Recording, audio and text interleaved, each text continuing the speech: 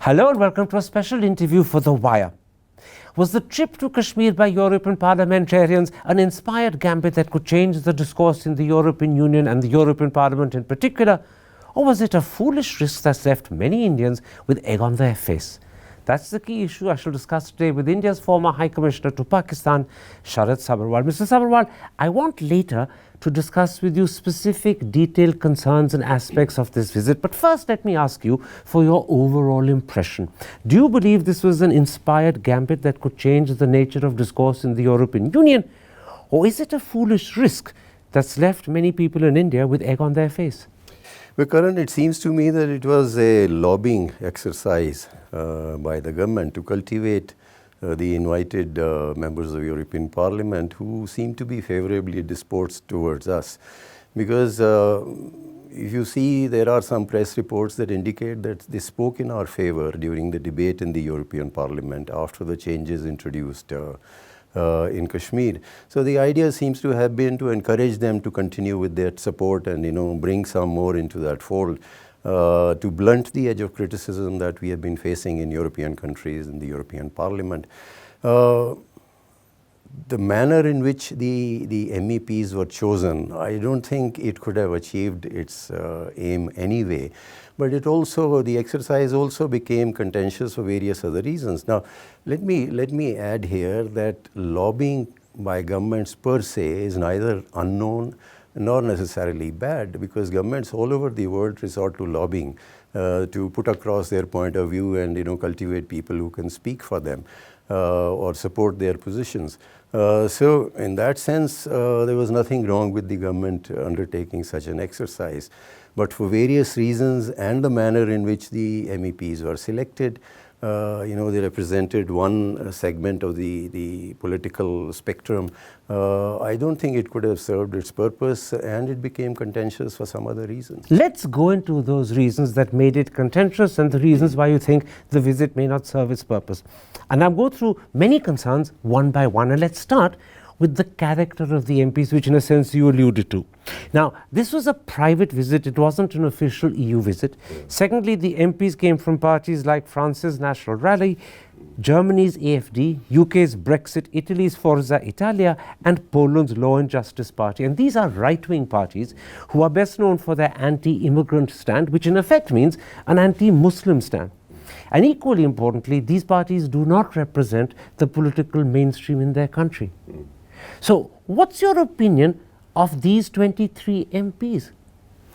No, I think they seem to have been chosen because, as I said earlier, they seem to be well disposed towards us. But this wasn't the right way of going about things, because the preponderant majority, as you said, were MEPs from right-wing or ultra-right-wing parties, which have been very controversial in their own countries, a controversial record, following controversial policies, anti-immigrant, xenophobic policies.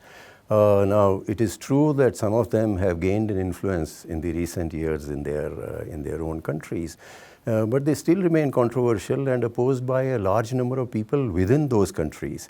Now, in this context, we need to note that most of the criticism that has come our way in the Western world has come essentially from the liberal segment of opinion.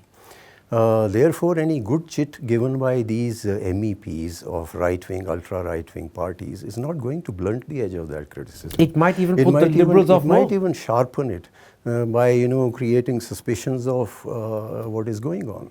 So you're saying something very interesting. Not only will this not necessarily be helpful, it could be counterproductive if it provokes the liberals who are critics to becoming even more critical. Let me put something else to you. In your eyes as a diplomat, was it wise or was it a bit of a mistake to make the first foreigners invited to go to Srinagar after August 5th, these MPs with these anti-immigrant, anti-Muslim views? Do these MPs echo with and chime with India's image of itself as a liberal secular democracy, or do they clash with it? Well, for more reasons than one. I spoke about why selection of MEPs from a particular side of the political spectrum would not serve our purpose. But also, and this has been something which has been mentioned extensively in our own media, which is that we have not been permitting politicians and elected representatives of our own opposition parties to go to Kashmir.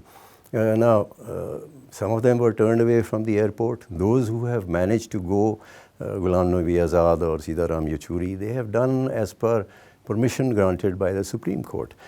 The argument there, of course, is, and this gels with what you talked about, democracy, that, you know, these opposition leaders might go there, indulge in politicking, incite public sentiment by talking against the government, addressing public rallies and so on. I think we are forgetting that political activity and debate may be jarring at times. But in the end, it has the potential to let steam off a particular situation and calm things down. And for various reasons, you know, political activity is completely ceased in the valley for the last 3 months.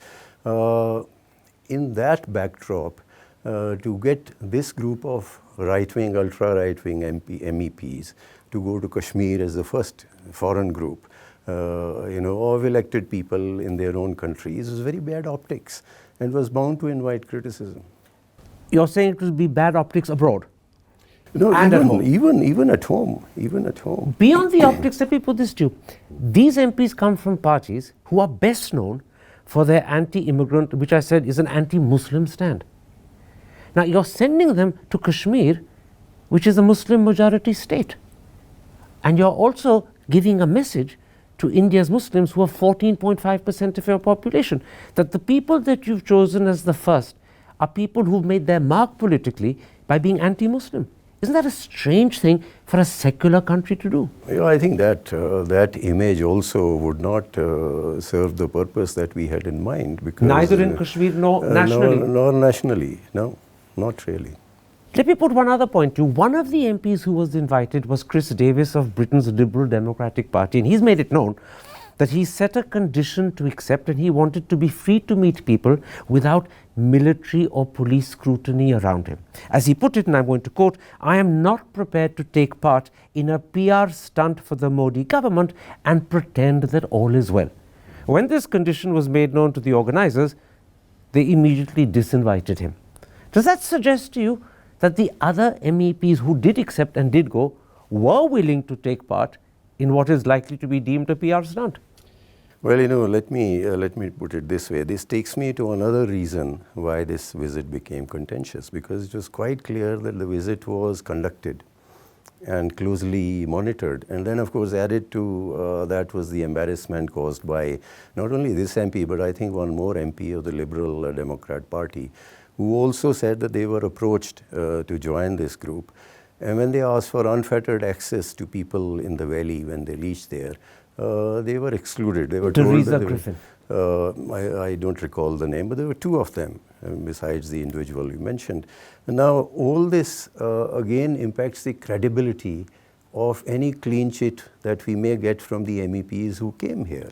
Well, when you know, you invite such a group, it's a lobbying exercise. To an extent, there is an element of, you know, expectation that they would come here, see things, and speak in favor of the government and government's position. That is inherent in some of these visits.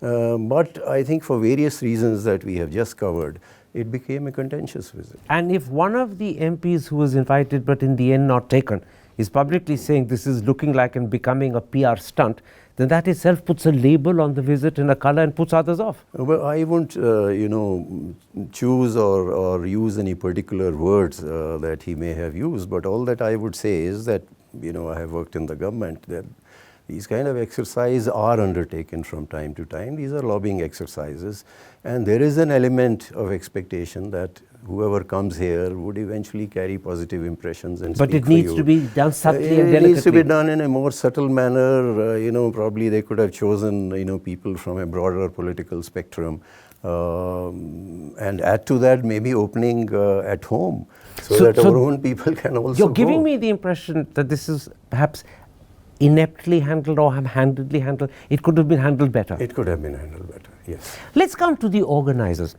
It's now known that the principal organizer was a Brussels-based British PIO called Mandi Sharma, who is also the head of an NGO called West, and she describes herself as an international business broker. The funding came from a little-known organization called the International Institute of Non-Aligned Studies, which incidentally has its office here in Safdarjung enclave in Delhi, but seems to be permanently shut. Now, both of these, the individual and the two organizations, are little known, if not unknown. Are you surprised they were able to put together such an extensive visit involving MEPs and costing so much? Well, not much is known about these organizations, except for what we have seen in the media. You and I, we know probably the same bit of information about them. But the NGO which organized it from the European end, West as it is called, Women's Economic and Social Think Tank, describes itself on its website as a think tank of women on social, economic and environmental issues. But it also adds that at a political plane, it lobbies on key issues, but not for profit. That is what it makes clear. Now, you know, that tells you that there is some kind of lobbying role that this NGO has been playing. It is also known from media reports that Madi Sharma or Medi Sharma, whichever way the name is pronounced, she took a similar delegation to Maldives and one to Bangladesh. And also. The Maldives government complained, and the European Union slightly distanced themselves from her efforts as a result. That of course, was a certain government with a certain complexion and certain orientation and so on. So maybe they complained. But the fact is that this has been an NGO which has been in some kind of lobbying business. Now, it is possible, and it seems that our government decided to use the services of this NGO.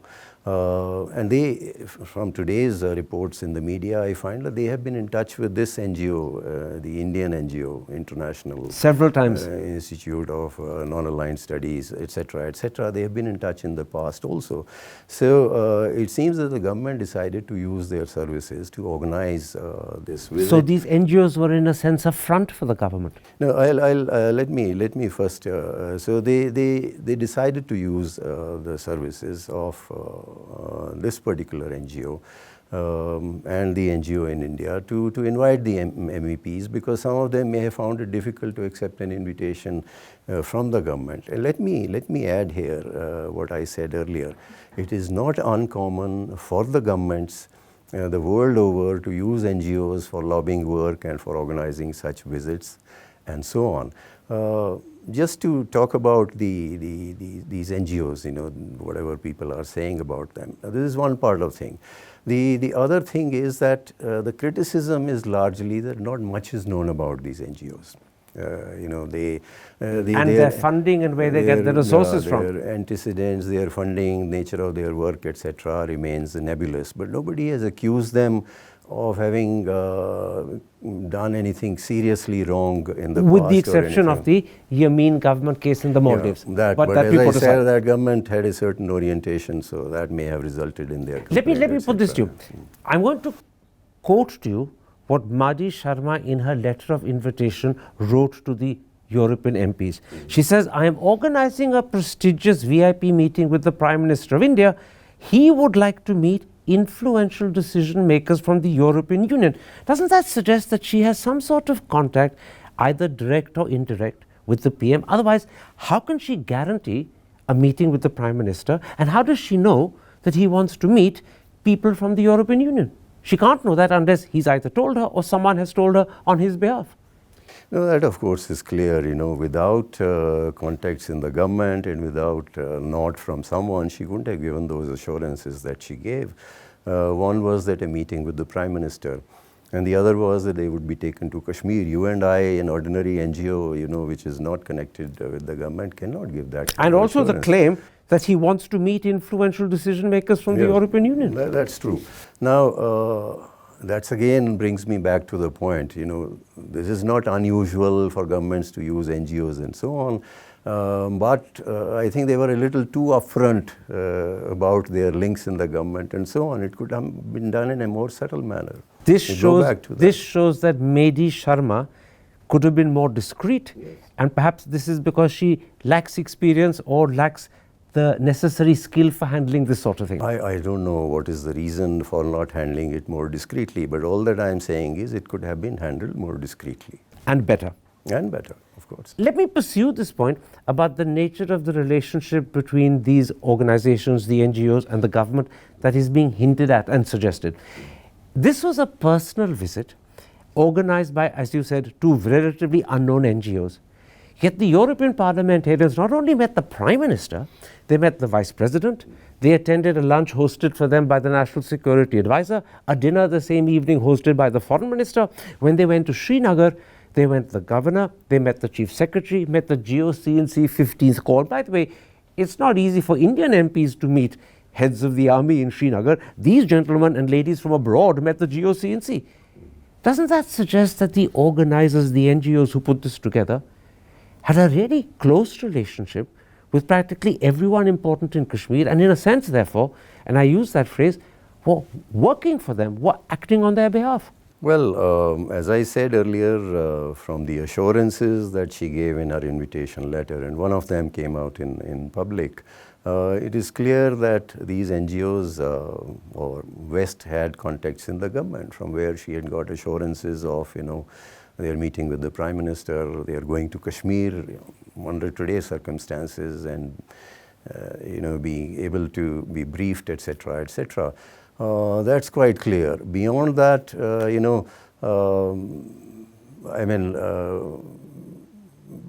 to say anything beyond that, I think would be going into the realm of speculation, and I wouldn't like to speculate. No, don't speculate.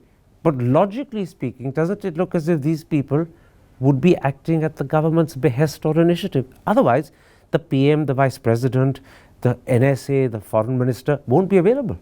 Look, let me put it this way, and I have been emphasizing this point, that it is not unusual, not unknown for governments the world over to use NGOs for extending such invitations, for lobbying efforts and so on. Therefore, this was nothing unusual. I wouldn't fault the government on that count. No, I'm not faulting the government. I'm simply asking whether it looks to you as if they are acting on behalf of the government. But there's no comment judgmental that I'm making about it. I'm just asking, does it look as if they're acting on behalf? This happens the world over. Because of various reasons, the visit became contentious also because it wasn't handled as subtly as it should have been. Beyond that, whether they were acting on behalf of the government in a manner of speaking, yes, but I would go back to what I said earlier. This is not unusual. But in a manner of speaking, yes, they were. Yes, because they may have been, but the point is that this is not unusual, this is not unknown. Let me put this to you. Do you get the feeling that the Ministry of External Affairs would have been involved in arranging the meetings? I know officially the spokesman has distanced himself or denied it. But do you accept that? Because otherwise, is it possible for these visits to be arranged at such short speed and for them to meet such important people all within 48 hours? No, various things have been said in the media. This ministry wasn't involved, that office was involved, that functionary was involved. This is all speculation. And I wouldn't like to venture a guess on this. Let's then come at this stage to the people the European MPs met in Kashmir, as well as those they clearly did not. Going by the newspapers, they met panchayat leaders, small traders, students, ex-servicemen, women groups. But it's quite clear they did not meet the top politicians of the state. They did not meet important functionaries of the State Chamber of Commerce and Industry. They didn't even meet the houseboat owners, who are amongst the most aggrieved section because of the collapse of tourism. Does that suggest that the people they met were in a sense sanitized and deliberately chosen and selected? Well, as I said earlier, it was a conducted and closely monitored visit. That's quite clear, and that takes away from the credibility of whatever clean sheet they may give. And it would not be surprising if in today's environment that prevails in the valley, that the authorities, selected a certain number of people who would meet these MPs and and project whatever they had to project. And I've already made the point that that's one of the reasons I believe because of which this visit was contentious and would fail to serve its purpose, because it's then seen any clean chit that comes, it loses some of its sheen. In fact, you said that a moment ago in this answer. The fact this was a conducted and controlled visit will detract from the credibility of any clean chit these MPs give us. Yes. In fact, the Economic Times goes one step further. I'm quoting from the paper, a group of businessmen who raised the issue of abrogation of special status and business losses due to the ongoing clampdown were interrupted by local administration officials and cued to change the topic. Now, if that report is correct, and the government hasn't denied it so far, then that suggests that dissenting opinion, and more importantly, opinion critical of the government, was not permitted to be spoken in front of these visiting European MPs. Well, that fits in what I said earlier, because in today's environment, some people would speak against whatever has happened, against the government and so on. So the authorities might have carefully chosen. And it again goes back to the same point. If more people could have met them and even spoken a little critical of the decisions taken or the government, etc., that would have enhanced the credibility of the visit. And also it would have enhanced India's credibility as a democracy. And a lot of reports. Look, a lot of reports are coming from Kashmir. I wouldn't give credence to all of them. Somebody who met, somebody who wasn't allowed to meet. These are all reports which you and I cannot confirm. Hearsay in a sense. Hearsay in a sense. But the fact remains that it was a sort of conducted visit, and under the circumstances it couldn't have been anything different, because there would have been security concerns, there would have been other considerations not to allow a completely free visit. In which case, I'm picking up on that point you made. Under the circumstances, it couldn't have been anything different to a controlled, conducted visit. Was it therefore worth even doing in the first place? Because given that you can't give them free access, given that they're going to be surrounded by security, given that there's a risk that one or two will back out and actually then tweet and email running down the visit, which happened with Chris Davis, was it worth doing? Was it just too risky given the circumstances?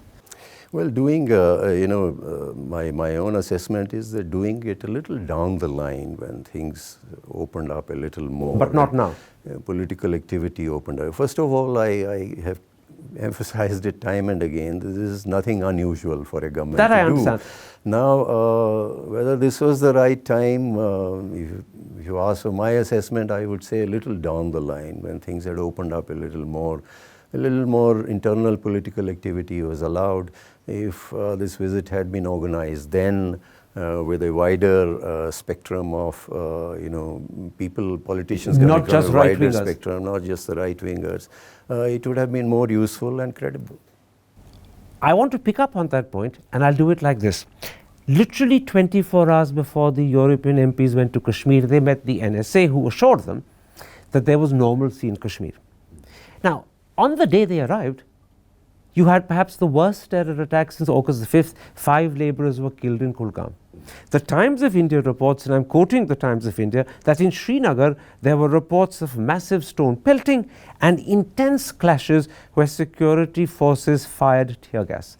The paper also reports protesters targeted private vehicles, setting some on fire. And on top of that, there was a complete shutdown of shops and businesses. Now, the MEPs may not have commented about this, but they were clearly aware of it and they were seeing it. Wouldn't this contradict our NSA's claim that everything is normal?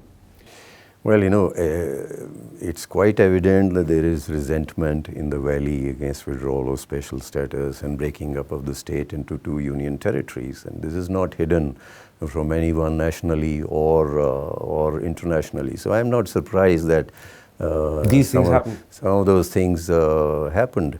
But I was more interested in seeing what those MEPs would say at the end of their visit. And I find that they said 2 things. broadly as I could see at their press conference. One was that things are not as bad as they were reported to be. Now, this is a plus from our point of view, to the extent they carry credibility amongst their peers and they speak for us on these lines. This is a plus from our point of view. The other thing they said was that we strongly support India's fight against terror. The whole world supports. We have already got international community's support on that count. The only problem is that when chips are down and it comes to putting pressure on Pakistan, all countries go by their own interests. So it wasn't a great gain, they are saying that we support India's fight against terror. That support is there and has been expressed by the international This is very community time important. and It again. wasn't a great gain that they say they support India's fight against terror. Yeah, because it's there. I mean, they don't have to say that. The whole international community supports us on that. But the other one where they said it's not as bad as had been reported or they expected, I don't know the exact words, that is a plus to the extent they say this and they carry credibility. They also said something else at that press conference. They said that, and several MPs, not just one, said India should talk to Pakistan. That's not necessarily music to the Modi government's ears. No, and I saw one of them also said that they should allow their own leaders. Good, Nicholas fine. Fest was his name. Fine, fine. You know, if they say that, good, they are expressing a range of opinion, which... But the opinion speak to Pakistan is not one that we're keen to hear. No, we don't want to, but you know, if we expect that people who come here will speak only what we like, nothing but what we like, I don't think we should have that expectation. Let me put a concern about this press conference due. It was conducted literally on their last day, just before they left the country. First of all 23 MPs weren't present. Only 4 or 5 of that number were present. Secondly, it was only for a very small select group of Indian journalists. Not a single local Kashmiri journalist was actually allowed to attend. And the questions, I'm told, were vetted. So, at the end of the day, how much credibility does this press conference have? Well, you know, as I saw, I don't know whether only 4 or 5 were present, but certainly only 4 or 5 spoke, according to the reports that I have seen.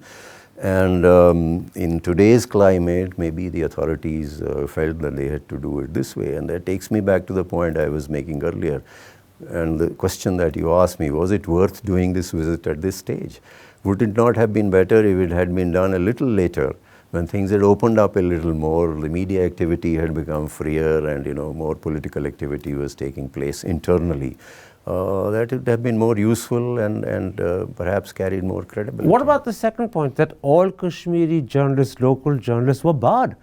I mean, practically every single Kashmir-based, Srinagar-based correspondent on the major television channels openly said that they tried, they implored, but were refused admission.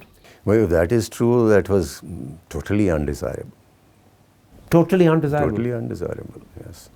And if you don't allow even local journalists, they might have asked an odd jarring question, but why are we so scared of, you know, people asking 1 or 2 odd jarring questions? And this can only have been done by Indian authorities. Yes, not the MEPs, no, certainly not. Let me at this point come to 2 other important issues connected with this visit. The European MEPs went to Kashmir on a day when the United Nations High Commissioner for Human Rights issued a formal statement about Kashmir. This is what the statement said. There have been several allegations of excessive use of force, including pellet firing shotguns, tear gas and rubber bullets by security forces.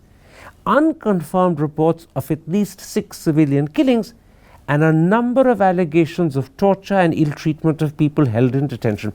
Would this visit help India rebut these allegations of human rights violations, or at least allay them?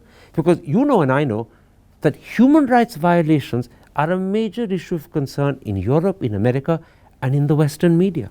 So will this visit help allay those concerns, or will it have no impact at all? Well, for various reasons which I mentioned earlier, and particularly the fact that they come from the extreme right segment of the political spectrum, and the fact that the criticism that has come our way in the West has come essentially from the liberal segment of the opinion. I don't believe that any good chit given by them would be very helpful in blunting the edge of that criticism. That's quite clear. And that criticism is the main problem we face. Practically every government, with the exception, I think, of China, Malaysia, and possibly the Kashmir Contact Group, which only matters because Saudi Arabia signed on, and Turkey, have actually accepted that the constitutional changes are India's internal matter. No one questions our right to do it. Angela Merkel has said so, Boris Johnson has said so, even Trump has accepted it. Everyone, politicians and media, are worried about the human rights allegations. And if this visit doesn't help in terms of rebutting the human rights concerns, then our principal purpose in arranging this visit seems not to have been served. Well, that's what I said earlier, and that's quite clear. But on the other hand, I think we should also take note of the fact that whatever criticism has come our way, as you rightly said, has not been on scrapping of the special status, but on the restrictions placed and human rights concerns and so on. And that criticism, I must say, has not had any impact on the fundamentals of our relationship with our major partners. I think that needs to be noted, because India is now too important.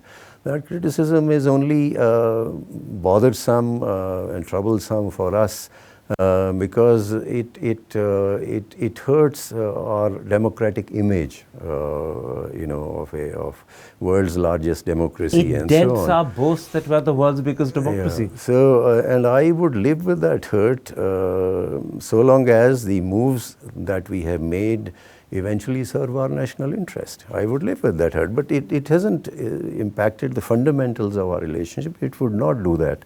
I don't expect it to do that, because we are now too important a partner for them. Let me raise something else with you.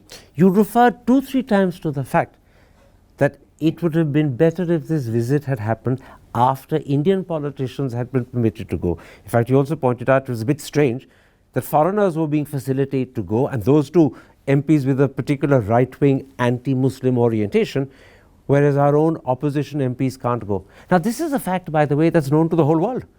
Europe knows that our MPs haven't gone, but these Europeans have gone. America knows it, the European media knows it. How will they view this paradox, that India is inviting right-wing MPs from Europe who are anti-Muslim to visit a Muslim-majority state, but its own politicians are debarred? Well, I would only repeat what I said earlier. It is bad internationally and bad optics internationally, and it was mounted to bad optics nationally. And it was bound to invite criticism. One more point. Congress and the CPM have publicly said that this visit has ended up internationalizing Kashmir. There is an opposite view, which says that no, there is no contradiction between maintaining that whatever happens in Kashmir is an internal matter and still inviting foreign legislators to come and see for themselves. What's your view on this issue? Has it been internationalized, or is that a mistaken complaint? Well, let me put it this way. The move to withdraw special status and the events that have followed, that have put Kashmir in international limelight in a manner it has not been for many years. Now, that is quite clear. The last time that kind of focus came on Kashmir was during the Kargil crisis, when the world opinion was sympathetic to us. I must also say, before I come to your question, that as High Commissioner of India to Pakistan for 4 years, I never spoke even once about the instrument of accession, why UN resolutions could not be implemented. Those were things in the past.